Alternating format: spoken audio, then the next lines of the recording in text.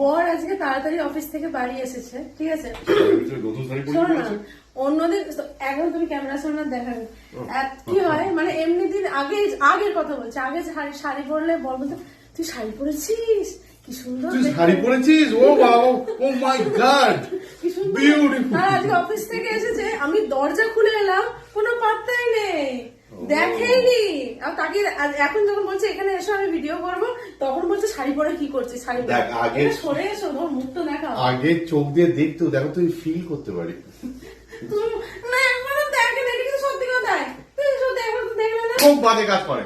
দরজা খুলে তুমি কেন দরজাটা খুলে অনুষ্ঠান তুই শাড়ি পরেছিস, বাবা কি ব্যাপার, হঠাৎ শাড়ি। আর আজকে আর পাত্তা নেই, ফোন ঘাটতে ঘাটতে চলে এলো, হয়ে গেল না, 8 বছর পুরনো হয়ে গেল, আবার কি পুরনো হয়ে গেছে। দেখেছো পিছনে দাঁড়িয়ে করছে, ক্যামেরার সামনে মানে সাধু হয়ে থাকে, আর যেই ক্যামেরা পিছনে চলে যায় আসল রূপ বের করে দেয়। দেখেই বলে আমি শাড়িটা পরলাম।